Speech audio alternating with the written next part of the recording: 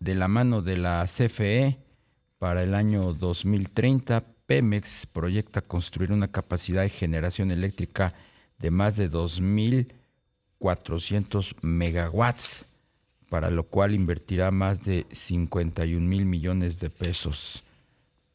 ¿Qué te parece, Rogelio? No, pues, Y las empresas reportaron hoy con cada pérdidas. vez números más Sí. rojos. Pero bueno, sí, Pemex reportó hoy pérdidas por 61 mil millones de pesos al tercer trimestre y dicen que van a invertir 51 mil. 51 mil millones, o sea, poquito menos de lo que está perdiendo en este trimestre. Arturo Carranza, analista en temas energéticos, ¿cómo te va? Muy buenas tardes. Hola Darío, hola Rogelio, buenas tardes. ¿No son sueños guajiros estos? Yo observo una forma errática de conducir a petróleos mexicanos, Darío.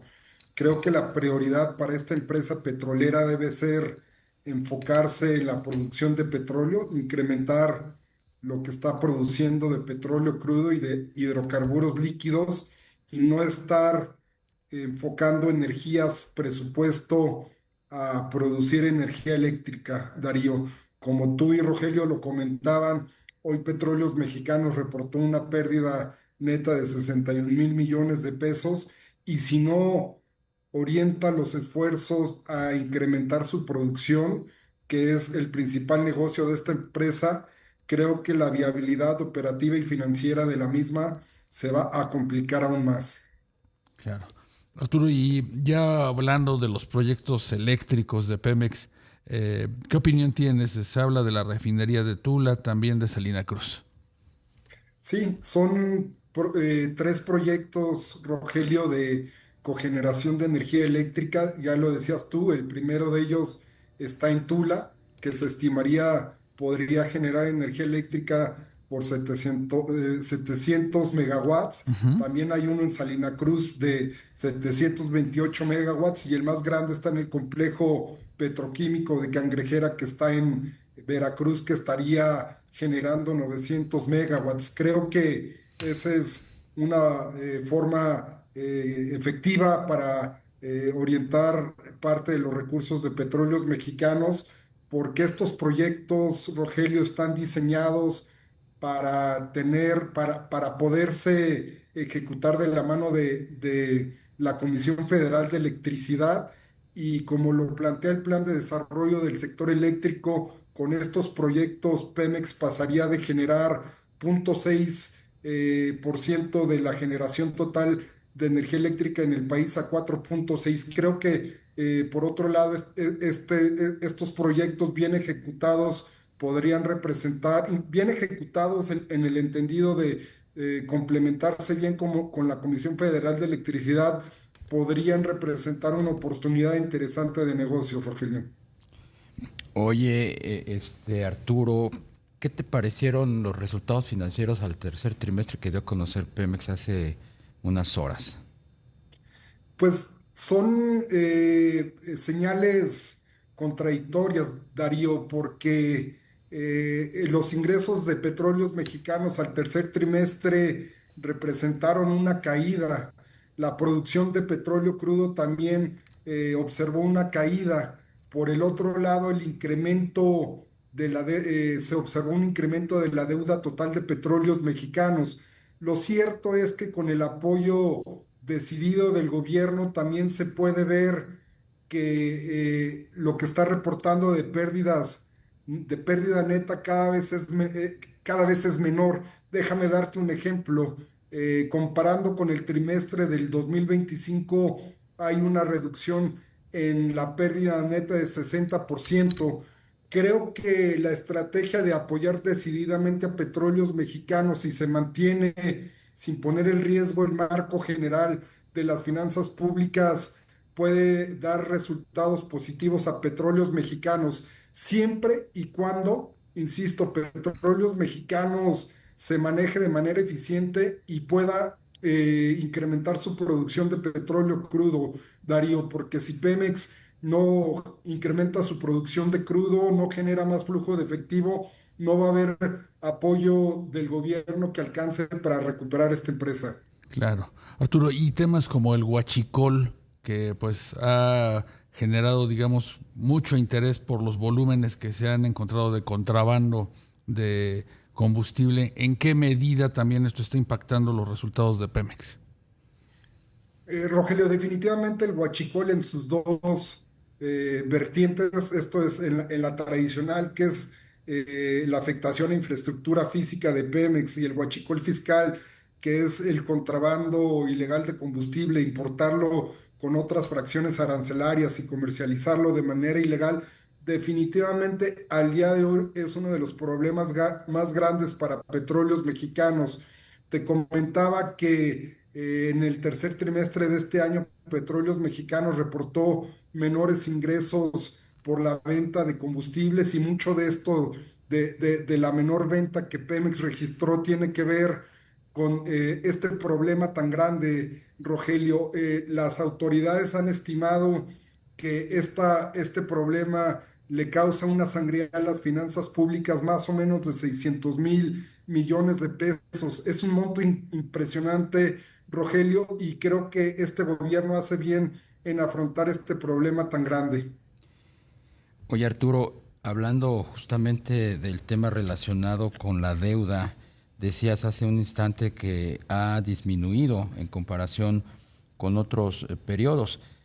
Sin embargo, la realidad es que la deuda sigue creciendo, la deuda con proveedores sigue creciendo de manera significativa. De acuerdo con el último dato que se tiene, es que aumentó 23% en este último tercer trimestre, al tercer trimestre.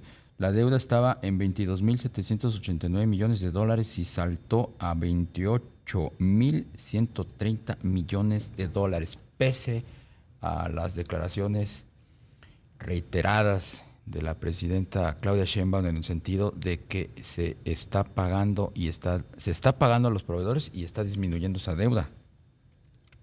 No, definitivamente tú tienes toda la razón. Yo comentaba, Darío, que la deuda financiera total se incrementó al tercer trimestre.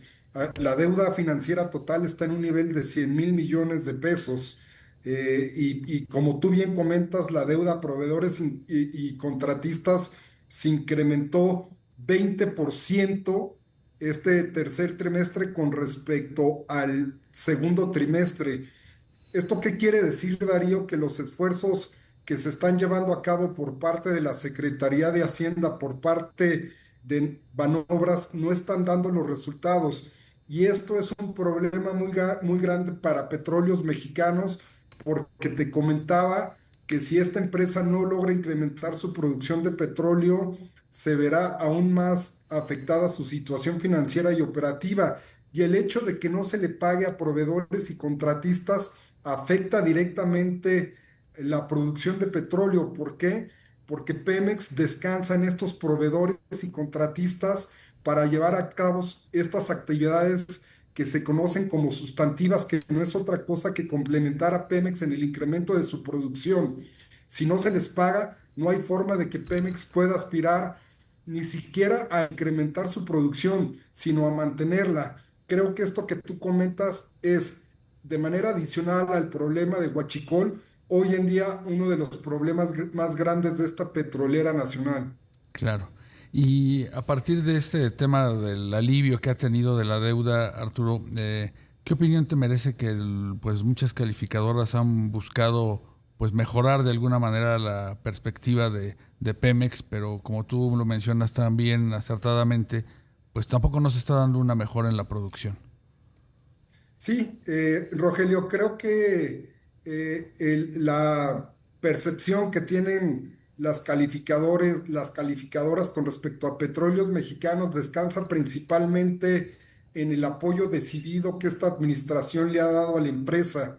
Creo que estas calificadoras están cambiando su percepción con respecto a Petróleos Mexicanos, porque están observando que el gobierno de la presidenta Sheinbaum está apostando a todo a recuperar a Petróleos Mexicanos. Y en esta estrategia de la administración actual con respecto al apoyo de Petróleos Mexicanos, hay un elemento que les parece muy singular, y que tiene que ver con la temporalidad que la propia presidenta ha comentado con respecto al apoyo hacia Petróleos Mexicanos. La presidenta ha dicho en diferentes ocasiones que el apoyo del gobierno a esta empresa va a terminar o se va a replantear al 2027. Esto significa que el gobierno no piensa apoyar la forma en que lo está haciendo a Petróleos Mexicanos después del 2027. Pemex tiene una responsabilidad que tomar y eso es algo que les está pareciendo singular a las calificadoras, Rogelio. Oye, Arturo, ¿tienes tú información en el sentido de los primeros pagos que ya empezó a hacer Banobras a esos proveedores? Porque recuerdas que en una conferencia mañanera se anunció que sería justamente por conducto de Banobras como empezarían a liquidarse los adeudos. Entendemos que creo que ya el viernes se empezaron a desahogar algunos de esos pagos. Sí, Darío, el propio director general de Petróleos Mexicanos en su comparecencia ante diputados el viernes explicaba de manera muy general cómo se ha venido resolviendo el pago, las deudas a proveedores y contratistas. Lo que él explicaba es que Banobras tiene un programa que se ha venido utilizando primero como algo un programa, acciones piloto que empezaron a materializarse en los últimos meses, que tiene que ver con el pago a proveedores y contratistas Sí. del 2025 y poco a poco se irá desarrollando este apoyo de Banobras, Darío. Arturo Carranza, analista en temas energéticos, como siempre, muy agradecido que nos tomen la llamada. Al contrario, gracias a ti, Darío, gracias, Rogelio. Que pases buena tarde.